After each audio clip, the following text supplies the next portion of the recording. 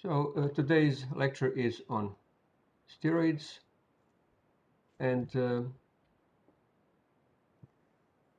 it will be the final chapter that is on the first quiz, or first test. First test is chapters 1 to 3. So steroids can be considered to be a subclass of triterpenes, even though technically speaking they are not really triterpenes because they have fewer than 30 carbons. A triterpene would have 30 carbons, and steroids are degraded and rearranged triterpenes. As a result of degradation, steroid at most has 27 carbon atoms. But a lot of steroids have fewer than that, and some may end up having fewer than 20 carbon atoms. They are very important compounds. They're important chemically because of their properties and also for fundamental theoretical studies. Also biological because they have very important biological roles, and also medical because a lot of medications are steroids. We can classify steroids in various ways. Usually we classify them based on their biological activity, but we could also classify them based on their type of skeleton. Classification according to biological activity is classification into sex hormones, adrenocortical hormones, bile acids, cardiac glycosides, steroidal saponins, and alkaloids, steroidal alkaloids. When it comes to structure, this is typical steroid skeleton. So structure is called cyclopentanoperhydrophenanthrene ring system. Professor, we cannot see the PowerPoint.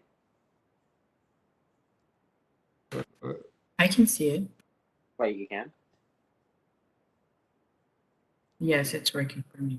Yeah, I can see it as well. Oh, maybe it's... Okay, so yeah, one of you cannot see it for some reason. I'm sharing it, so yeah, you should all be able to see it. All right. Okay, so they have cyclopentanoperhydrophenanthrene ring system, and what that means is that perhydrophenanthrene is fused to cyclopentane. So first, let's look at what is perhydrophenanthrene. This is phenanthrene on the left. That's aromatic compound with 3 fused benzene rings. And these 3 rings are fused in angular fashion. So you see, not linear, but angular. If they were linear, that would have been anthracene. But phenanthrene is angular. Now, if something undergoes hydrogenation, if unsaturated compound undergoes hydrogenation, then we call that compound hydro something. So if one double bond is hydrogenated, then that would be dihydro something. 2 double bonds, that's 4 hydrogen atoms, tetrahydro something, whatever the name is. 3 double bonds, hexahydro, and so on. So for example, we could call cyclohexane hexahydrobenzene. Alternatively, if there is more than one double bond and all of them have been hydrogenated, so we have fully saturated compound, that's called perhydro. And so we could also call cyclohexane perhydrobenzene.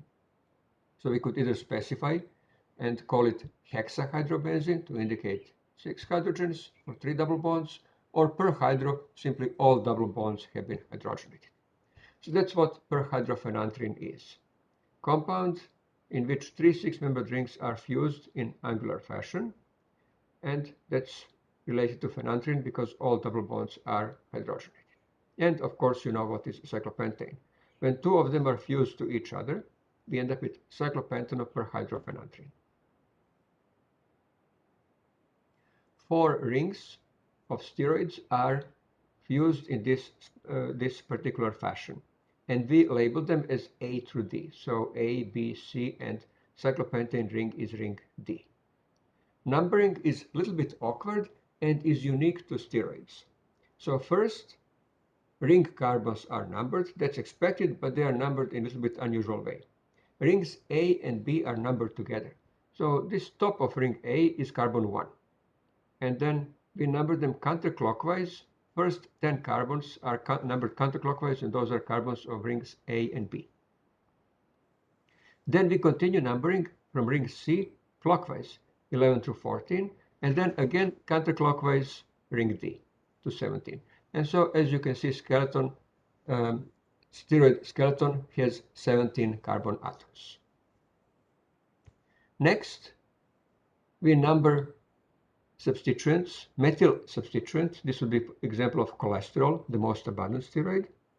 So methyl substituent on carbon 13 is numbered as 18. And then methyl substituent on carbon 10 is numbered as 19. Then we go back to ring D and number carbon from the chain. Carbon is attached to the ring system as carbon 20. Then we go a little bit off the chain to number this methyl group that is branching as 21, back to the chain 22, 23, 24, 25, 26, and final carbon that branches off is 27.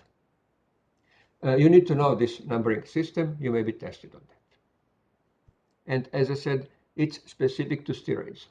Now, cholesterol as parent molecule from which all other animal steroids are synthesized has 27 carbons. Other steroids may have fewer than that.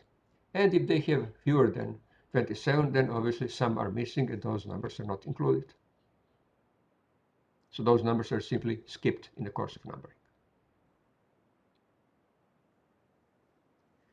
Then next thing to consider is conformation of steroid molecule. And conformation of steroid molecule depends on conformation of this system of 4 rings. And that means how are 2 6-membered rings fused? And of course we have 3 6-membered rings. So we have 2 fusion points. If we consider 2 6-membered rings, how they can be fused? They can be fused in trans or cis fashion. 2 6-membered rings form molecule of decalin, and there is only one trans decalin because chair flip is not possible. When they are fused in trans fashion, then conformation is rigid. These 2 chairs are fixed and there is no conformational flip possible. On the other hand, if they are fused in cis fashion, then chair flip is possible.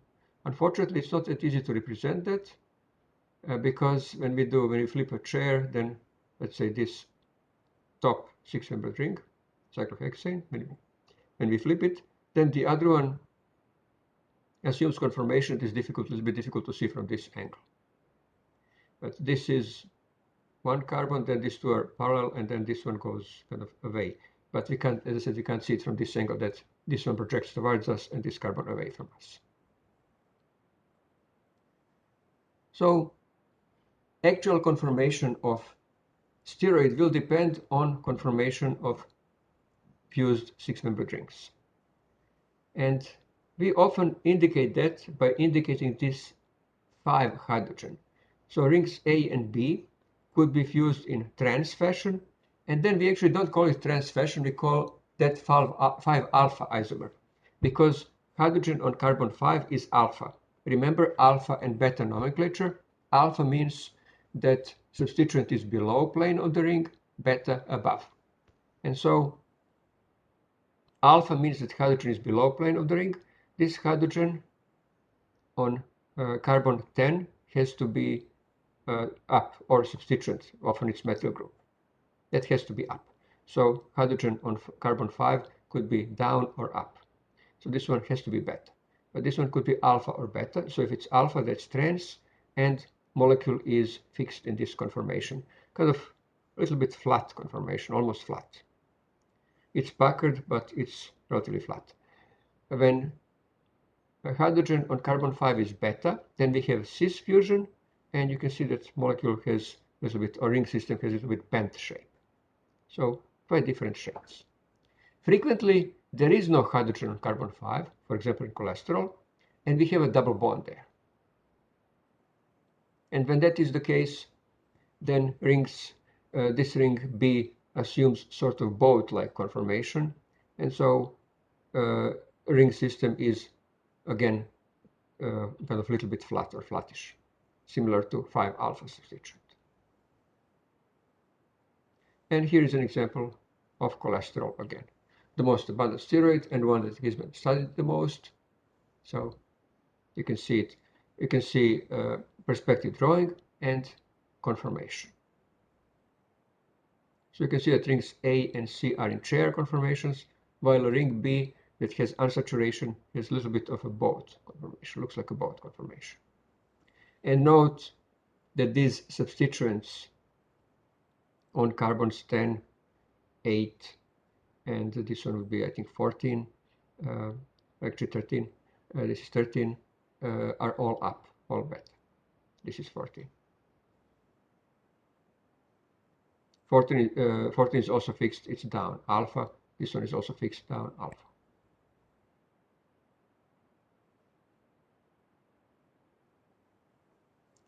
Okay, so let me see if there are any questions. If there are questions, you can type them up.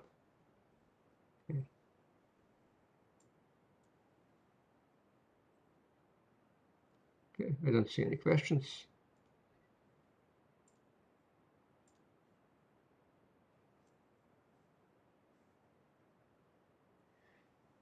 So cholesterol is biosynthesized from squalene, triterpene.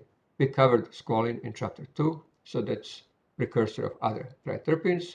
Squalene is a result of tail-to-tail dimerization of two molecules of farnesyl diphosphate. And cholesterol is synthesized by squalene being converted into its epoxide. And actually, its enzyme catalyzes the action, and enzyme keeps molecule of squalene in particular conformation, where double bonds are both close to each other and also arranged in such a way that this kind of zipper-like reaction can occur. So enzyme epoxidase is double bond. It uses molecular oxygen from air and NADPH to close the three-membered ring, oxygen, and then protonation opens the epoxide and generates tertiary carbocation on this carbon. That's future carbon 4 of cholesterol. That cation then adds to the double bond electrophilic addition, and that generates new tertiary carbocation, which results in another addition, new tertiary carbocation, and that reaction keeps going until all 4 rings close. Result is protosteryl cation.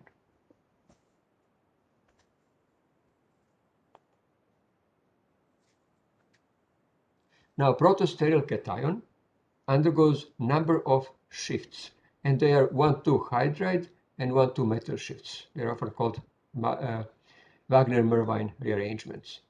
And the groups that are shifting need to be trans to each other. That's because of the orbital alignments. Again, enzyme keeps them in appropriate conformation for shifting and assists the shift. So first hydrogen shifts from ring D, then this neighboring hydrogen. Note how stereochemistry is preserved. So as this hydrogen that points up shifts, it forces methyl group down. This methyl group is down. This hydrogen that is alpha at the back, below the plane of the ring, as it shifts and it trans to the first hydrogen, it's down and it remains down. That forces this whole substituent, whole chain up. Methyl group that moves to the other angular position from 14 to 13 is up, and now it remains up. And so this methyl group was down, again trans, shifts. And again, you can see all the groups that are shifting are trans to each other until we reach carbon 9. Now this methyl group that you would expect to shift is cis, so it cannot shift. And so instead of shift, this cation does not undergo shift on carbon 9. Instead, it loses proton, and we end up with excuse me, a double bond. And that's shown here as conformation. So you can see shifting, 1, 2 shifts stop here at carbons 9 and 10.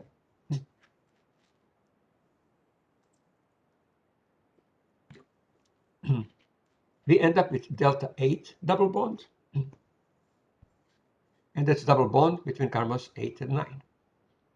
And that's actually a molecule of lanosterol. formula and confirmation. Lanosterol is triterpene. It's not a steroid, but it's precursor for biosynthesis of cholesterol. So now lanosterol needs to lose 3 carbons. Also this double bond at delta 24 has to be hydrogenated, and this double bond at delta 8 has to be shifted to position 5. So those are 3 separate transformations, and actually 3 methyl groups that have to be lost are lost from different rings. 2 are lost from ring A, and 1 at the junction of rings C and D. So those will be separate reactions. So these reactions pretty much occur more or less the same way in different organisms, but they occur in different order. So you'll just study them in the most common order. So first reaction would be oxidation of this 14-methyl. It's oxidized by oxygen with NADPH that provides proton to give OH group. So first it's oxidized to corresponding alcohol. Then further oxidation is oxidation to aldehyde. And finally peroxide oxidation results in, I think this is called Favorsky rearrangement to give this ester. Elimination of the ester, which will be typical thermal reaction. In this case, it's enzyme catalyzed, gives a double bond, and hydrogenation of double bond with NADPH and proton. Water is source of proton, saturates this double bond, and the result is that 14-methyl group, C14 methyl group is gone. And note that that occurred with retention of configuration. Methyl group was down, and hydrogen that replaces it is also down. Of course, retention is easy when there is a sequence of steps, and stereochemistry is governed by the enzyme. Now, 2 methyl groups from ring A are lost in pretty much similar sequence of reactions. They are first oxidized. So 1 is first oxidized, same sequence of oxidation steps to carboxylic acids. And then, now there is a difference. Now oxidation occurs on carbon 3. It oxidizes hydroxyl group to ketone. And now we have beta-keto acid. Those are unstable compounds. You can recall that from organic chemistry. And also, I think we covered that earlier, probably in chapter 2. Beta-keto acid is unstable. It will decompose on its own with loss of carboxylic group. And we have lost 1 group to lose second group. First, this keto group has to be reduced back to alcohol, and then the entire sequence repeats for this second methyl group. So oxidation to carboxylic acid, oxidation of alcohol to keto group, spontaneous decarboxylation, and then reduction of keto group to alcohol, and we end up with this product that has lost all 3 methyl groups. It still has these 2 double bonds that need to be changed to get to cholesterol. But we now have basic cholesterol skeleton. So 3 carbons are gone. And note that reaction is stereo-specific actually, because of these 2 methyl groups, first the top one that points up is gone, and then second bottom. A double bond at delta 24 is easily hydrogenated. That's common hydrogenation reaction in biochemistry, where NADPH reductase donates H- and H+ comes from water. That's a double hydrogenation. And then finally, this double bond delta 8 has to be isomerized. And that's a little bit complex isomerization. Initial step is migration of double bond from position 8 to position 7. So protonation in this position 9 gives carbocation here in position 8, and then loss of top proton, again stereospecific reaction, gives double bond 7 between carbon 7 and 8. Now NADP dehydrogenates double bond 5, and so we end up with 5,7 diene. And finally hydrogenation as before, NADP H and H+, where H+ comes from water, hydrogenates delta 7 double bond, and final product is cholesterol. As you can see, rather long and rather complex biosynthesis. You need to be familiar with this. You don't need to memorize it, but you need to understand these steps and you need to be able to answer questions related to these steps if you see them. Synthesis is very lengthy. It starts um, all the way with squalene, and so you see it keeps going first to protosteroidcation, lanosterol, and then eventually cholesterol.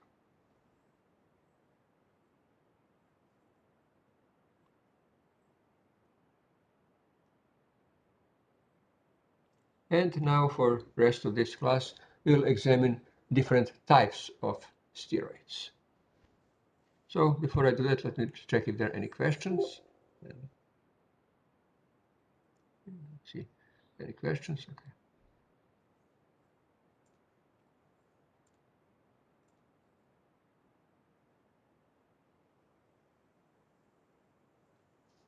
So first group that we are going to look first class are sex hormones, and they're synthesized from cholesterol in adrenocortical glands, in ovaries in females, and testes in males. And in turn, that's governed by hormones. Sex hormones, actually, production of sex hormones is governed by other hormones, and those are gonadotropic hormones that are produced by pituitary gland. Estrogens and androgens are female and male sex hormones, respectively, and they are responsible for primary sex characteristics. Progestins are responsible for maintenance of pregnancy. Those are pregnancy hormones. So estrogens are female sex hormones, and they're produced by the ovaries. Their main role is to have development of female sex characteristics and also control menstrual cycle together with progesterone. So levels change in the course of menstrual cycle. You need to be able to recognize them when you see them and to be able to identify estrogen, whether it's natural or synthetic. You have to be able to recognize it when you see it. So they are characterized by aromatic ring A. That's unique to estrogens. This ring A is aromatic, which means, of course, they cannot have C19 methyl group because there can be no substituents on C19. And also, there is no substituent. So there is no side chain. So they actually have only 18 carbons. Primary female sex hormone is estradiol, and estrone and estriol are metabolites.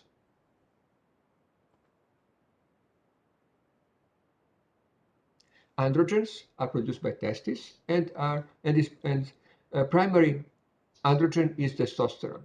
Now, the first one to be discovered was androsterone. It was thought to be primary, so that's why it was named androsterone.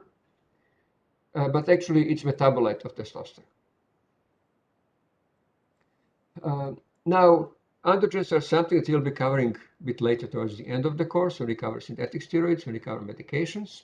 So you will learn also a little bit about them. But they have twofold activity. They have androgenic activity, which means development of male sex characteristics, and anabolic activity, which means they promote storage of proteins, and that's growth of muscle and bones. And so for that reason, they have often been abused by people who play sports who want to build muscle. There have been attempts to make synthetic steroids, synthetic androgens, that would have only anabolic activity and low androgenic activity. But that's not possible. It's not possible to completely separate and to completely have one activity and eliminate other. At least it hasn't been possible so far. One good example of steroid where anabolic activity is enhanced and androgenic reduced is stanozolol. This one is used a lot in veterinary medicine, but because it's used in veterinary medicine, it's less controlled, easier to acquire, so people in sports will sometimes use it. Compounds in which anabolic activity is enhanced and androgenic reduced are called anabolic steroids. They're all, of course, synthetic, and they have legitimate medical uses, but they're also often abused by athletes. Abuse leads to serious health problems, heart, liver problems, development of various cancers, and both sexes, male and female, when they use it, they will become infertile. Female, because of course they start developing male sex characteristics and lose female sex characteristics, while in case of males, testes stop functioning because there is already too much testosterone present, and that is regulated. Production of testosterone is regulated. So if there is too much testosterone present, then testes stop producing it because simply they don't need to, and then they stop working completely, and person becomes infertile. Progestins are pregnancy hormones, and they prepare uterus for pregnancy. They suppress ovulation in case woman does get pregnant, and they also control lactation. Oh, by the way, structure, yeah, I forgot to mention that. So here are steroid androgens. They don't have aromatic ring A, and that's the only difference between them and estrogens. So they have ring A that may be saturated or unsaturated, but it's not aromatic, and they have C19 methyl group. Progestins, as I said, prepare uterus for pregnancy, suppress ovulation. They're actually necessary for maintenance of pregnancy, and they also control lactation. They have ring A similar to androgens, but they have short side chain. They have 2-carbon side chain on ring D, and so that's characterizes them as progestins. So by looking at the structure, you should be able to right away recognize each. Progesterone is actually the only naturally occurring progestin, but there are a lot of synthetic progestins. So those were sex hormones. Next are adrenocortical hormones. They're called sometimes corticosteroids. They're produced by adrenal gland, and they are involved in things like metabolism of carbohydrates, maintenance of salt and water balance, regulation of immune response, and they regulate immune response by controlling allergic and inflammatory responses. Based on their activity, they are classified as glucocorticoids and mineralocorticoids. Glucocorticoids regulate synthesis of carbohydrates from proteins and deposition of glycogen in the liver. And they also play a role in inflammatory processes. Mineralocorticoids regulate balance of electrolytes. Their levels are controlled by adrenocorticotropic hormone. They have what is called pregnane steroid skeleton, and so they are C21 steroids. They could be easily mistaken for progestins, but there are considerable differences. And once you know them, it's easy to distinguish. First, side chain, yes, has only 2 carbons, but it's heavily oxygenated. It has at least 1 more hydroxyl group, frequently 2 more. And in addition, there is additional oxygenation on the 4-ring system, at least 1 more oxygen on the 4-ring system. So they look very similar to progestins, except that they are much more highly oxygenated. The most important glucocorticosteroids, and these are very important medications, they're often available without prescription, are cortisol or hydrocortisone, and corticosterone. Of the mineralocorticoids, the most important is aldosterone. And also cortisone is sometimes used. And you can see a little bit of difference in structure, that aldosterone has this C18 carbon oxidized as aldehyde. But that's not unusual. As I said, all of these are heavily oxygenated. So that's what distinguishes them from other steroids. That's how you would recognize them. Skeleton looks like pregnane skeleton. It is actually pregnane skeleton, but it's highly oxygenated.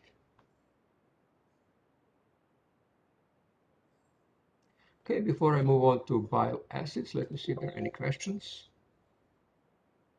Okay, no questions. If you do have questions, you can interrupt me and turn your microphone on, or you can type up your question.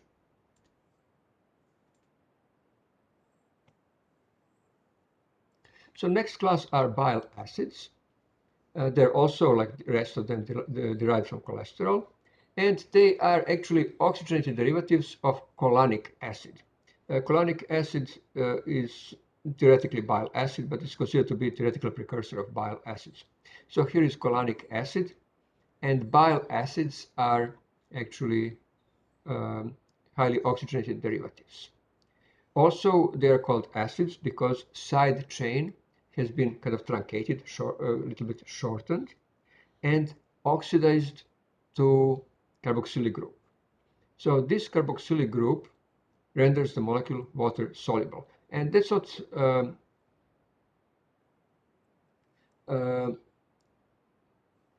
that's not the only reason why they're water soluble. On this large kind of non-polar head, there are other hydroxyl groups that just a little bit, they're just enough to solubilize it. So this molecule really acts as a detergent. So they're produced by the liver, and their role is to emulsify fats, and that facilitates absorption of fats or lipids and facilitates their digestion. They form bile salts by peptide bond to glycine or taurine. And so typical example of bile acid is cholic acid. Cholic acid could appear as sodium glycocholate. That means it's formed bond here to glycine, or sodium taurocholate. This is taurine forming peptide bond to taurine. And at the other end is sodium salt. And so being salts, that makes them much more water soluble. So effectively, they are detergents and emulsify fats.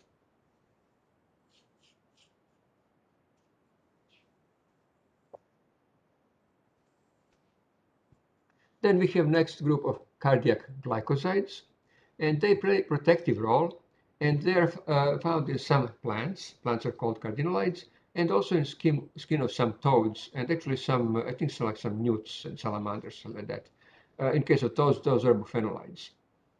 They also provide defense for some butterflies. Those butterflies lay eggs on plants that contain carotenoids, and they are able to ingest and store them, so they're not toxic to them. The result is that those butterflies, like monarch butterfly, are unpalatable to birds and other predators. Now, these compounds are highly toxic, but they act as antifeedants. That means they deter feeding. They prevent feeding. Rather than killing, toxin would kill animal or kill recipient. They don't kill recipient. Simply, their taste is bad enough that they will spit stuff out. And that's the idea, because the animal or plant that is being protected would prefer not to be eaten. That's much better protection if it's not eaten in the first place, rather than being eaten and then predator dies. So this way, taste is really bad. I don't know what it tastes like, but in general, things that are like that, that are antifeedants, are generally described as tasting hot and peppery. So it would be something like that. And so when animals taste it, we humans eat that kind of stuff. Animals don't eat hot and peppery stuff because they know it's toxic, and so they will spit it out right away. And then they will avoid that food. So they will taste it once and never again. So kittens are famous for that, are well known for that, notorious for that, that they will take a bite into a toad, and then hopefully they will survive. If toad is large, they may not survive. Hopefully it's small one, then they will foam from the mouth for a while, and eventually they will recover. And then they will stop, they'll never again bite into a toad. There are animals like these butterflies that I mentioned that ingest them and then store them for protection, that have developed resistance. And they have developed resistance to a very simple mutation, because these cardiac glycosides affect sodium, potassium pumps, calcium pumps, and basically balance of electrolytes. And they block those pumps. And so mutation changes only 2 amino acids in the sequence, and that renders animals that have that mutation resistant to poisoning by cardiac glycosides. And so they have just slightly differently made a sodium potassium pump or ATP pump. They have been used as arrow poison because once you cook the meat or stuff, you could basically deactivate them. And they were ingredients in magic preparations simply because of their activity. In smaller amounts, they have effect on the heart, and also so they will kind of strengthen weakened heart. And also they may even cause, like in some cases, like hallucinations and things like that. And so obviously that's something that would be that one would use in a magic potion, like in Middle Ages. They are medications, and they are used as heart medications, but they suffer from very low therapeutic index. That means that little dose is very close to therapeutic dose, so one has to be careful. And they are used sometimes as poisons because their poisoning by them mimics heart attack. Now, they are very easy to detect, so if that is suspicious, then if one checks, let's say, blood or bodily fluids, one will find traces, and so it's not exactly like a perfect crime. They are usually conjugated to a carbohydrate, so this hydroxyl group is conjugated to carbohydrate, and that makes them water soluble. Here are some couple of examples, and the pharmacological activity is due to steroid part, of course. Here are a couple of examples: digitoxygenin and helbringanin.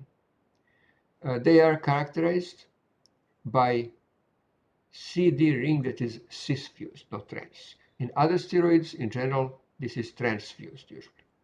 This is cis-fused CD ring, and lacton. Instead of side chain, it's folded, it's short one, and folded into a lacton ring. And also there is a hydroxyl group on carbon 14. So those would be structural elements that should help you recognize these compounds and classify them as cardiac glycosides. Lactons are in general unsaturated.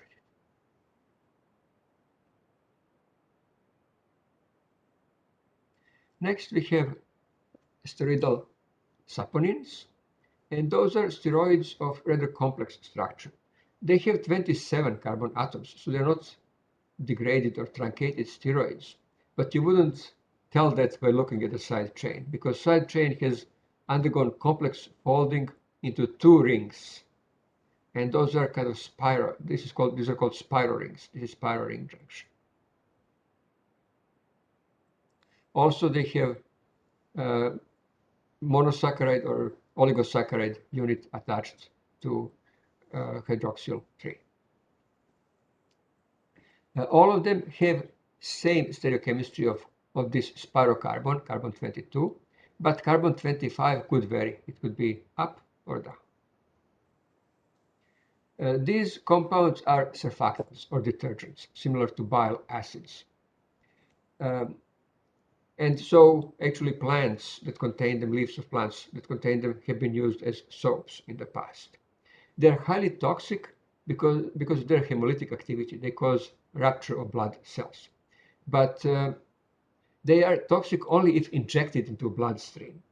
If they are ingested, they are not toxic because simply they get hydrolyzed. Sugar comes off and these rings open up, and so simply structure completely changes, and so they are not toxic if ingested. Sarsaparilla is constituent of sarsaparilla, and that contains 2% of saponins, so it's quite a bit, and it's used in flavoring of non-alcoholic drinks. So obviously they're non-toxic when ingested. And this is another commercially important one. This one is found in Mexican yam, and that's the fruit plant, and it contains as much as 6% content of the root, and it's used as starting material to make other steroids. Because this side chain could be easily manipulated when these rings are opened. So saponins are easily identified. They have typical steroid skeleton. This 5 could be hydrogenated or still cholesterol double bond. but CD is typical transfusion, but you can see these rings.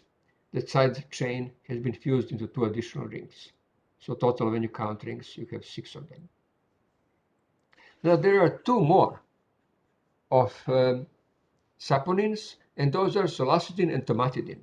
And they are toxic, nitrogen containing. So unlike oxygens, 2 oxygens, they have oxygen and nitrogen on these 2 rings. And they are toxic when ingested. That's because of these nitrogens. They are actually alkaloids. And for them, we know what they taste like because they're alkaloids, they taste bitter. So these have bitter taste. Although you wouldn't always notice that, I believe solacitine. Solacitine is one that often accompanies potatoes. It is sometimes found in potatoes. Those are those potatoes that develop green coloration. So if you have eaten potato chips, some of them are green. That's because they contain solacitine. And so that's toxic. But you noticed you ate it probably and you survived. And you didn't notice anything. That's because the amount is too small. Obviously, for poisoning, there is a certain amount that is toxic amount. I don't know what would happen if one were to select all the green chips and eat a large amount of them, how much it would take to be harmful. But eating a few obviously is not harmful. But that's how you would recognize. So if you have an entire potato and you see it's green, it's a good idea not to eat it because it contains solacitine.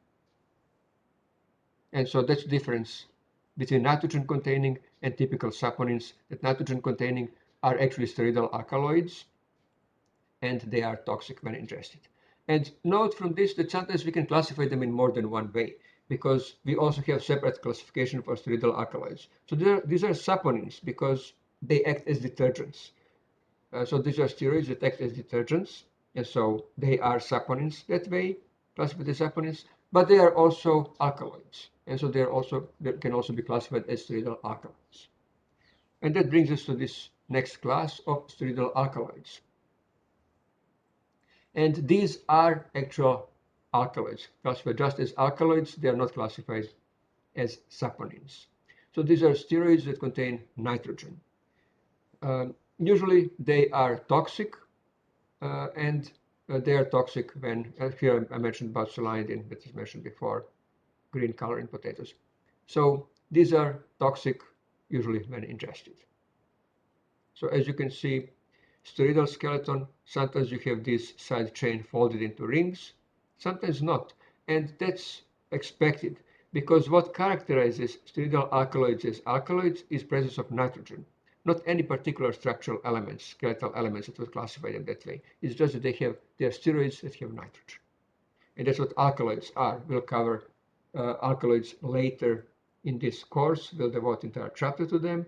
And you will learn that alkaloids are nitrogen-containing natural products. Not all nitrogen-containing natural products are alkaloids, but a lot of them. And all of the alkaloids contain nitrogen.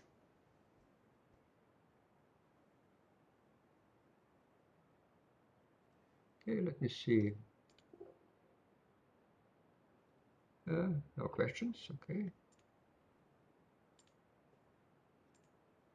Now we are going to look into vitamin D. Vitamin D itself is not steroid, but is studied with steroids because precursor is a steroid.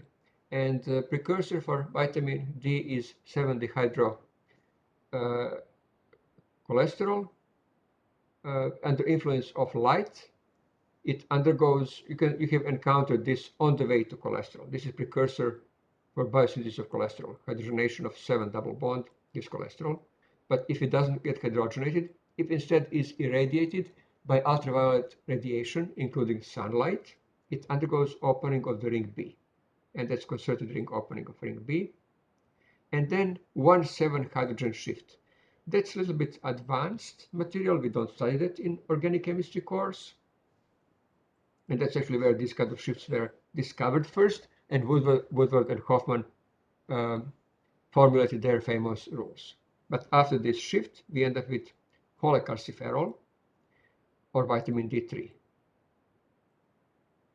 It's usually represented in this bond-rotated conformation. We call this transoid conformation as opposed to cissoid. more stable and also more common way to represent it. This is one form of vitamin D3, but it's not the active form. In the body, it's hydroxylated to calcidiol and then to calcitriol. And calcidiol and calcitriol are the active forms. But if you ingest this one, let's say as food supplement, you're okay, because in the liver and kidney, they will be converted into active forms.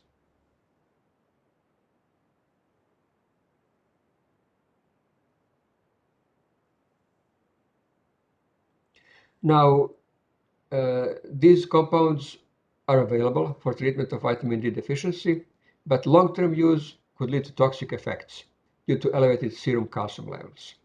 And also, they're not effective in treatment of osteoporosis, even though doctors used to recommend people to take it. So the only time it will be effective is if there is vitamin D deficiency. And even then, it's the best to use vitamin D3 because then production of vitamin D2 from D3, vitamin 25 hydroxyl vitamin D3 and 1 alpha 25 dihydroxy vitamin D3 that is regulated. And so you won't end up with too much and all these calcium problems and stuff like that. And actually, just to show how dangerous they could be, vitamin D2 is vitamin D found in plants and yeast.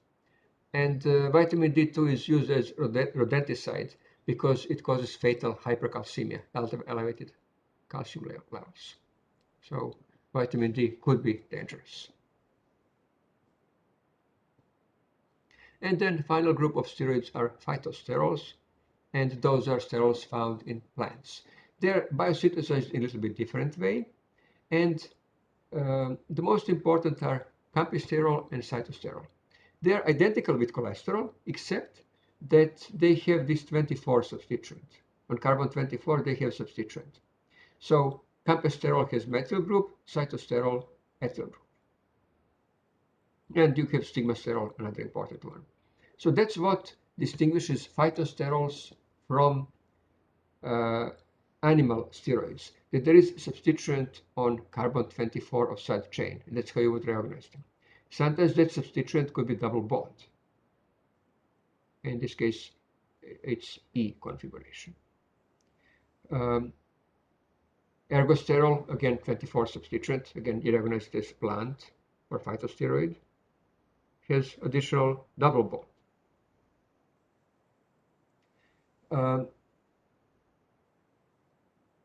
The steroids of plants, phytosterols, are produced from cycloartenol, not from lanosterol. So animals produce steroids from lanosterol, while plants from cycloartenol. So it's different biological pathway. Now, these additional substituents of C24 are introduced later in biosynthesis, and that comes from S-adenosyl methionine that donates methyl group 1 at a time. And it is believed that the reason why this C24 substituent is present, methyl or ethyl group, 1 or 2 carbon unit, or it could be ethylidene group, that's most likely evolutionary reason. Because if steroids in plants and animals were identical, then animals could simply consume plants for their steroid content, because then animals won't need to produce steroids. It's much better if you can consume something from the environment than having to make it yourself. At first glance, it may appear that no, it's best if you can make everything yourself, because then you don't depend on food sources. But actually, that's in terms of energy very expensive, and that's not very good for the organism. So organisms that are really successful, that outcompete others, are those that are effectively parasites, because they take everything from the environment and they don't have to make anything. And so it's much better if you can do that. And so animals, if they could consume phytosterols for steroid content, they would do it, and they wouldn't make their own steroids. So that would be much better. And so plants have evolved this evolutionary adaptation, protection, by making steroids that are unpalatable or unrecognizable to animals, because they have this additional carbon. And so they don't fit into enzymes, animal enzymes, and so animals have no use for them and cannot use them, and therefore then plants are safe. Animals won't be consuming them for steroid content. Okay, and that completes our lecture on steroids. Are there any questions? Okay, I'm going to stop recording at this point.